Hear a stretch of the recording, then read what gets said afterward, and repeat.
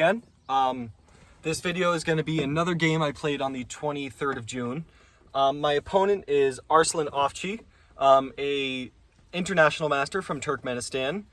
We played this game at the Milford Chess Club in Connecticut. And is there anything else I want to say?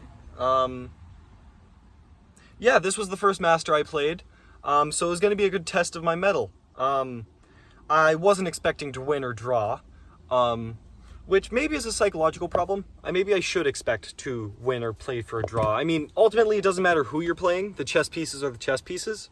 You're only really playing yourself. But, I don't know, I guess I was thinking in a realistic context. So, this game, I'm happy with how I played for the most part. Most of the game was played by grandmasters in a database. He played a variation of the Scotch I wasn't familiar with. And anything else I want to say? No, we'll just get into the game. As you can see, I'm still at Cross Creek Park in Pennsylvania, just shitting out all of these videos. So let's get into the game. All right, so let's get into the game. I have the black pieces. International Master Ofchy has the white pieces and is 2400. He opens with e4, like a respectable player. I respond with e5. He plays knight f3. I play knight c6, familiar stuff. And he plays d4, opting for the Scotch. The Scotch is a respectable opening. It fights for the center immediately. So the main move is to play e takes d4. And then, obviously, this knight is here to take back. And now as black, you don't want to take back, because that's just bad. The move I've been taught is bishop c5, attacking the knight. And the line I'm familiar with is knight takes, and then you play queen here, threatening the checkmate. So white will play something like queen there to stop, and then you pick up the knight, either with the pawn or with the bishop, depending on what you like. But this is not the line my opponent played, because he's a grandmaster. So this is the position. My opponent played knight b3, the Potter variation of the Scotch. Now, I'm not familiar with this variation. I've never played it.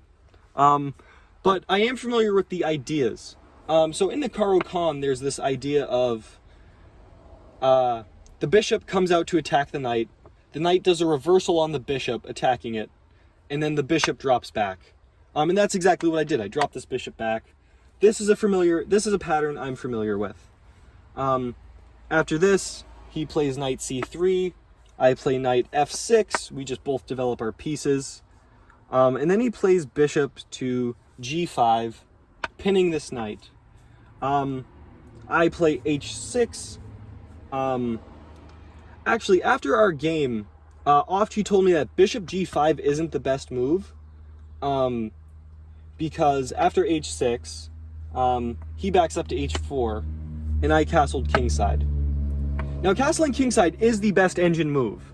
I said I was going to stop referring to the engine, but like, these are games in the past where I did look at the engine. So this is the best engine move, but for humans, in these positions, it's much better to go for castling on the queen side. So like, instead of h6, maybe queen here might have been an idea. Prepping to castle queen side, because then after something like, say, bishop there, here, castles, develops, and then like, I don't know, we'll give white a move, say, knight there. Actually, not knight there, sorry. Oh fuck, name a move. Say this is nothing move. Castle's queenside. These pawns aren't gonna do a lot. I did a bad job of describing the ideas of this, but you'll see how it works. This is not there yet. He did not castle yet. A little bit of rewinding. This is the position. So he played bishop g5. I kicked it out with h6. He backs up.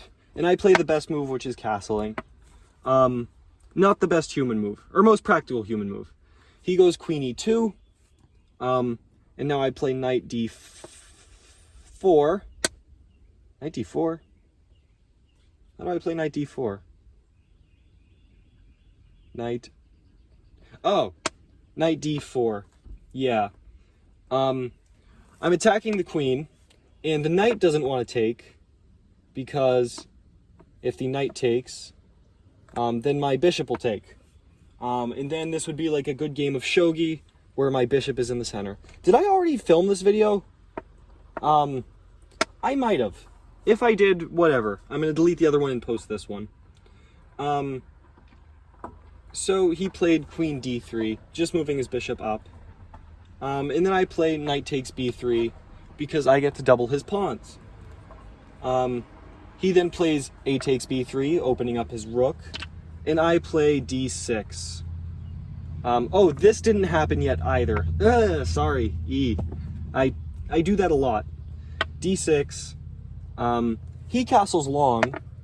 And like, he's going to be able to get a crazy attack going here with these pawns. Now that, because he's not castling this way, these pawns don't have to protect his king.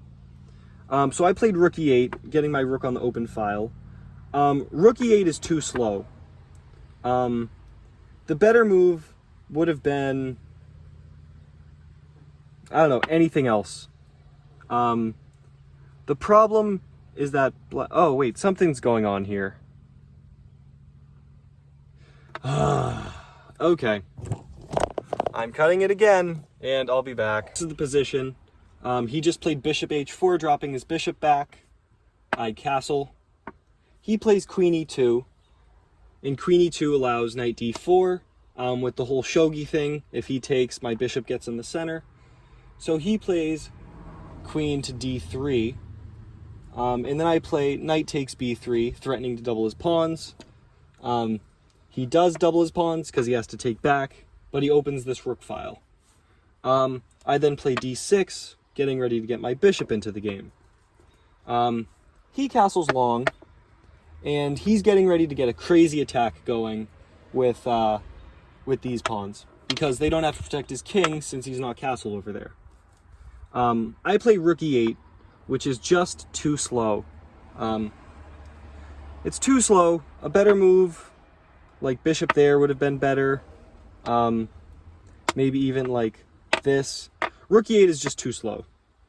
After rook e8, he plays f4, which is the best move. So fun fact, up into this position, when I played rook e8, there were two Grandmaster games that had reached this position in the Lee chess database. One is a Salgado versus Ehrenberg in 2017, and the other is a Pediero versus Veiga. And both of those players played, what did they play? Did I write down what they played? Oh, I didn't. Oh, no, yes I did. Both of them played bishop e2 in this position. But the best move is f4, and you just get the attack going.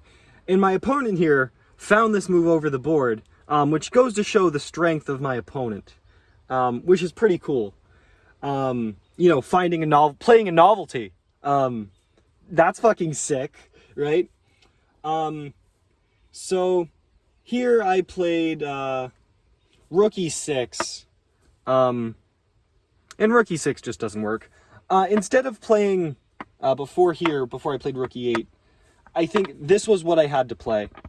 And it gets super sharp. And like, I don't know, maybe he can even sack, I take, and the queen comes over, but rook e8's too slow, because then f4, and I play rook e6 because I want to move my queen, but I don't want to undouble my pawns, so I need something else to defend this knight. This idea just doesn't work. So my opponent plays knight to d5, and like now he's just piling up on my pieces, right? This knight's in the center, it's attacking this pinned knight, it's attacking my bishop. I play c6, which is just feudal, because then he takes. A better idea would have been to play g5. just going for this anyway. And then after, f takes, g takes, knight takes f6 check. The position's only +9, but like, it's still not good. That's on f4, this is here. But he played knight d5, and I played c6 to kick it. He first plays... Uh-oh. Oh, wait, no, we're good. He plays knight f6 check, which just makes the most sense as the move. In here, doubling up my pawns would be suicide with, like, the amount of pressure on my king. More pawns would come. So I opt to sack the exchange, giving up my rook for the knight. And my opponent, being a grandmaster, finds a more accurate move than just taking the exchange. He played queen c3, because my rook is still pinned to my queen. So he just decides, I'm going to put my queen on a better square and, like, attack this again. So there's grandmaster, or international masters doing international master stuff. I play queen e7 to try to break the pin. But I mean, queen e7. Queen e7, my opponent just plays e5.